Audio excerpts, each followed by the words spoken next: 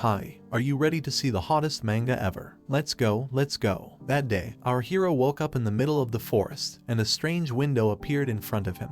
A slime was looking right at him. It was such a cute creature that seemed scary to Opus. The main character is a corporate slave working for a certain company. His name is Yuji. Even now, at home, he does the paperwork he brought from work. Even though gaming is his hobby, lately he doesn't have time to even play. I'd like to play a little Dota, wouldn't you? Even though he works all the time, he doesn't get promoted at work. It's a so-called black company. Suddenly on his laptop screen, Opus saw a message: "You have been summoned to another world." The Opus wondered, am I schizophrenic? Since the guy stared at the ceiling for a long time and chose nothing, the program treated ignoring it as an agreement. Thinking about the past, Yuji was constantly busy with work. Most likely, he thought it was a dream in which he would most likely wake up in a hospital bed. He thought he had fallen asleep at his computer and had to get up for work tomorrow, where he would be working all day. Then came the questions: how do I wake up? Will I wake up if I die? Suddenly, he saw a slime on the path. Q. Opus knew this monster was a common sight in games. Opus, wake up. The guy wanted to kill the monster because he thought he was dreaming.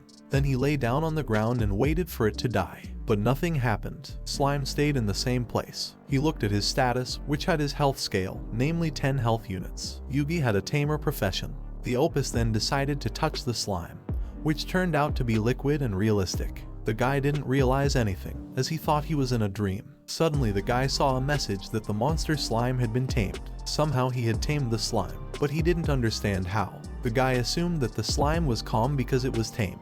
Opus believed that the only way to get out of the dream was to hurt himself. He saw an abandoned house that he decided to go into. In one of the rooms he saw a large closet of books. This bookshelf seemed very heavy to him. He realized that he might lose his HP this way. Then Yugi remembered that he used to set an alarm clock before he went to bed. Essentially, the alarm clock was supposed to wake him up in the morning. He hoped he would get a good night's sleep that way. Until the alarm clock went off, the guy decided to read. He pulled out a book called Grimoire of Divine Destruction. Judging from the title of the book, the author is an 8th grade student. While Yugi was reading the book began to float in the air. Suddenly, the Opus gained new skills: water magic, earth magic, fire magic, and wind magic. Actually, they were the 4 elements. Opus realized that he had learned magic just by reading this book. He liked the system in this game. Slime was suddenly grabbing the guy's leg, but he didn't pay much attention to it. Suddenly he turned around and saw a bunch more slimes behind him. He realized that these were his friends. He didn't feel that they could hurt him. From the look on the slimes' faces, they were kind and nice. Opus turned to the slimes. He guessed that this way the slimes were showing that they wanted to be tamed. Then Yugi wondered how to do it, and suddenly with the help of magic he managed to tame all the slimes. Thus, he managed to tame all the slimes at one time. As expected, the game balance in this dream is terrible, he thought. After that, support magic was added, and after that, the hero's MP also increased. The slimes started jumping around the room after that. This way they were reading books instead of Opus, and it was benefiting Yugi. After that, the Opus received more new skills: wind magic, lightning magic, darkness magic, taming light, and the like. And time was also granted by the superclass combat technique method. This added magic to it, and Yuji's status increased. Sage was also added as a profession. And after that, the Opus decided to try using magic. Since Yuji hadn't eaten in a while, his stomach was rumbling. He decided to eat properly. The slimes tried to say something, but the hero didn't understand their language. A new skill followed: temporal communication. After that, Opus was able to understand the language of the slimes. They offered him to eat leaves. They said the leaves were delicious. You could gorge yourself on them. Since Opus thought he was in a dream, he was determined to eat something very tasty. For example, meat or rice. Suddenly, the walls began to shake. Yuji assumed it was an earthquake. He went outside and saw many birds were in the air. Yuji sensed danger. The guy's instincts didn't fail, and he saw the meat in front of him that was too high. The dragon struck the guy, after which he fell down a bit. His health scale was reduced from 166 to 126 points. Yugi still couldn't understand what was going on with this dream. Opus, wake up, this is a game, not a dream. Yugi decided to try to defeat the monster with magic. Using the fire graveyard skill, he decided to massacre the dragon. The flame of the end. Wow. After which the monster was defeated. Opus himself didn't realize how he defeated the monster. He assumed his magic was too strong. The slimes began shouting that the dragon had been defeated, which was to be expected from their master. The slimes were proud of their master. The Opus didn't like being called master, and the boss and leader didn't like Yugi either, after which Yugi stated that he wanted to be called by his first name. After that, the Opus and his friends went to look for food. Yugi looked down and started to realize that something was wrong. The guy suddenly felt dizzy. Supposedly, it was because he was hungry, but that was when Yugi realized that he had been overusing his mana, and that's when he realized that he had overused magic. The fire graveyard seemed to be using too much mana, minus 200,000. Yugi wondered if he could use mana if it was below 0. Back then, when the guy was hit by the dragon, his health scale didn't drop much. His XP didn't decrease from overusing magic. Yugi never felt dizzy or hungry in his sleep. The stats, skills, and magic slimes were too real for sleep.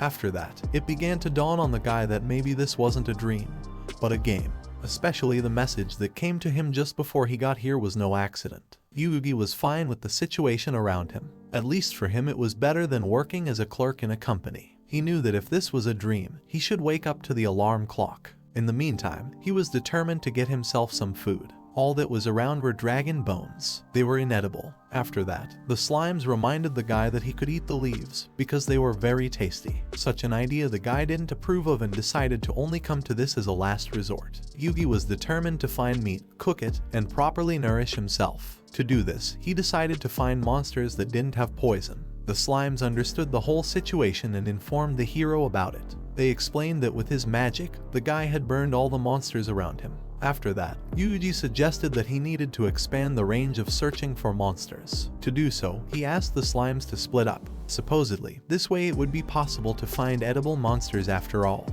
He hoped that by doing so, the search for food would speed up.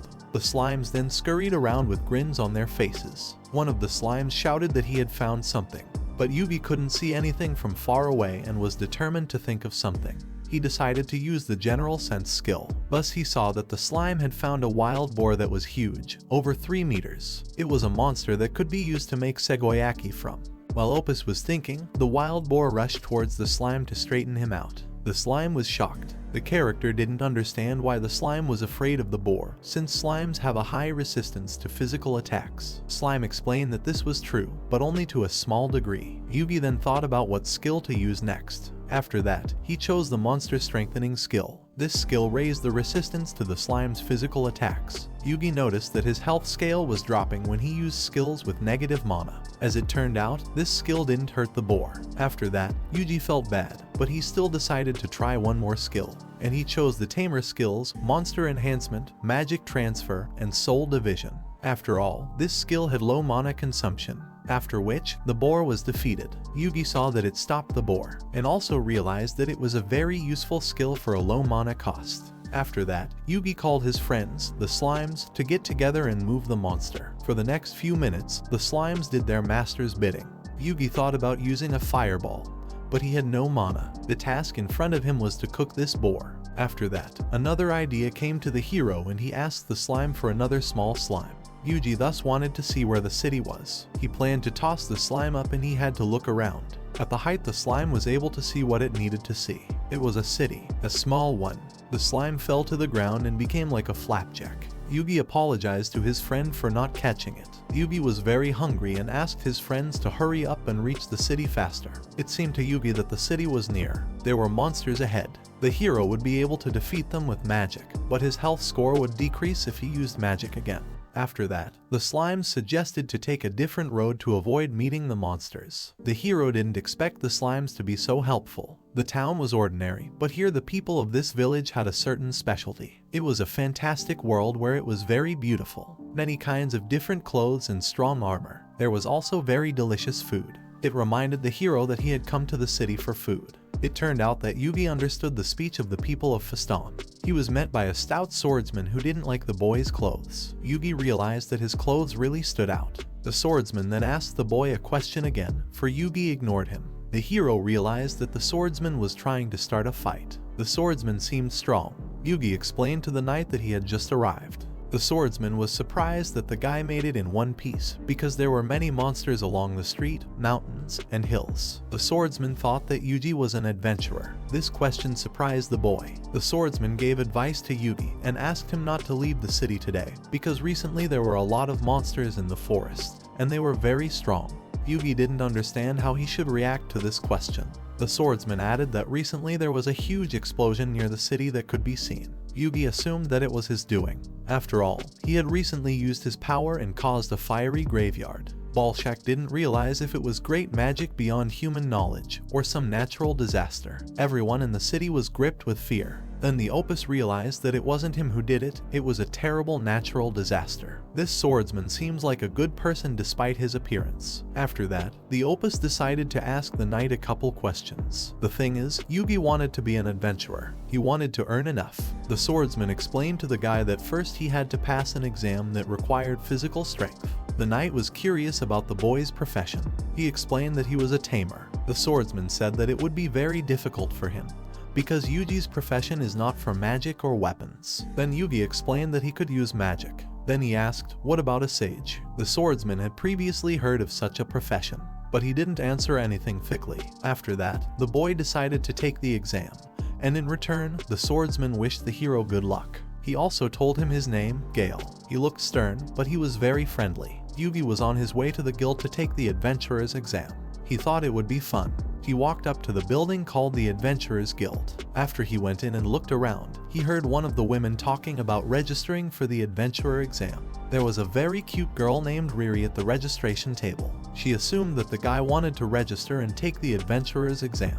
Riri then provided the Opus with a form to fill out. From the looks of it, it was a very interesting form. Yuji believed that he would pass this exam with ease. To begin with, he entered his profession.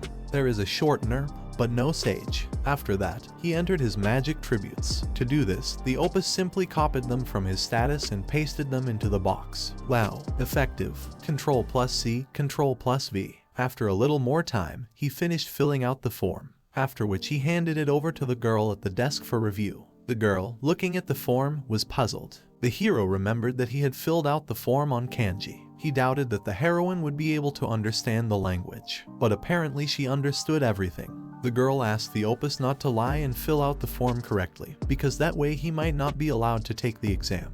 Besides, the girl thought that special magic, spatial magic, and special magic were superhuman. Yuji wrote everything as it was in his status. He thought that this world was strange. After a couple minutes of corrections, his form was accepted. The boy didn't understand the girl's claim. He assumed that his skills were weak, that's why the girl was saying that. After the Opus entered his profession, namely Sage, the girl asked the Opus not to add strange symbols in the profession field. She added that she would accept it if it was crossed out. After all the corrections were made, the girl named the amount for taking the exam, 150,000. Yuji didn't expect to have to pay for the exam. Besides, he thought that 150,000 was an expensive exam fee. The girl thought that the Opus knew that the exam was paid for. In reality, Yugi had only recently entered this world. It was a really hard world for newcomers. He suddenly needed money and quite a large amount of it. The Opus thought about how to get out of this situation. Meanwhile, the hero was being watched by his friends, the slimes. And then it became clear that the slimes could read the hero's mind. The Opus could communicate with the slimes through telepathy. It was a tamer skill. The slimes offered a lucrative deal. They had a brilliant idea in their little heads. They wanted to sell the boar that Opus had slaughtered. One of the slimes spit the boar out on the floor. The girl only got off with a scare. Yugi didn't understand how the slime had managed to swallow such a large monster. Slime explained that he had used his own skill, a type of slime storage. The hero realized that he had many useful skills. He probably should have scrutinized all of his skills. The boar was a monster. Usually in guild games, guilds buy monster materials, so it's possible to create a couple thousand there. So Opus approached the girl at the table and offered to buy that monster for her. The girl asked him to wait for a while. Opus himself was thinking about how much profit such a monster would bring. In reality, the boar was weak, for compared to a dragon, it was like a goosebumps. Then Yuji wanted to go after the monsters to make more money. The genius of our time. In the meantime, the girl called an expert to have them look at a monster they had never seen before. This grandfather was the assistant to the branch manager. The manager recognized the boar as a monster. It was an explosive boar. The guy immediately offered the manager to buy this boar. but the guy wanted to examine the monster before buying it. Yugi practically realized that it was a rare monster. "You're a genius for once." The supervisor noticed that the quality of the item was perfect. He immediately realized that the boy in front of him was a tamer. He wondered how he managed to defeat such a monster. He replied that he had the skills of magic. The leader was shocked. He believed that in such a case, the boy was not a tamer. Yugi explained that he was a tamer and could use magic. The supervisor thought that was nonsense. Next, the opus said that he is a sage. The supervisor was angry. He thought it was impossible to have two professions. But later he calmed down. The executive wanted to understand what was going on. To figure it out, he asked Yugi questions. Yugi explained that he could use magic. The opus didn't want to demonstrate it since his mana was in minuses. He had recovered some mana, but his mana score was still negative. He has health, so he could only take 1 or 2 shots. After that, the leader asked the opus to show his magic in the exam. Yugi explained that he wouldn't be able to get into the exam since the boy had no money at all. The leader in turn said that the boy could sell his boar and cover all the expenses for that. The opus thought that 150,000 was a lot of money, and it would take a couple of such boars. But it turned out to be simpler than that. The leader said that they were buying this monster for 300,000. It was 30 gold coins. Watching their reaction, Yugi realized that it must be a large sum. Yugi agreed to sell the boar and pass the exam. That was his goal. His application was being processed. Meanwhile, the supervisor picked up the form that Yugi was filling out to pass the exam and was surprised. The old man seemed to have guessed that this guy wasn't easy. He planned to get a better look at this guy in the exam. Yugi thought that he was still weak. The old man said that the exam is once a week, and it would be possible to take it tomorrow or the day after tomorrow. The opus answered instantly, tomorrow. For the opus to wait a week was too long. The old man informed the guy that he would be waiting for him tomorrow at noon. The exam would take 1 night and 2 days, so he asked the opus to prepare properly. Yugi wasn't entirely happy with this arrangement. It would take too long. Compared to the company death march, 2 days and 1 night would be easy for him. Since he had money now, he suggested the slimes beef up the food properly. He should also get some rest. For that, he would need to find an inn. Yugi found an inn and plopped down on the bed. There was still a lot of thinking before resting.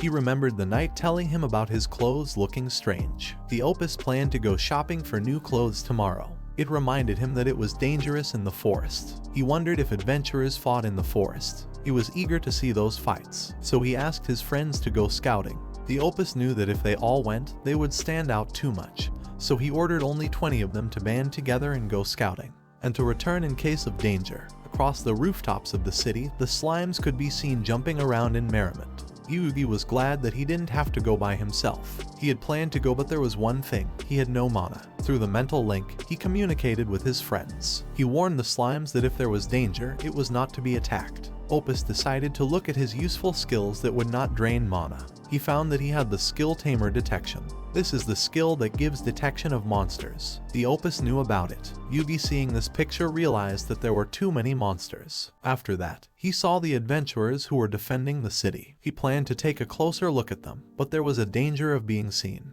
After that, he decided to take another look at his map and discovered something new.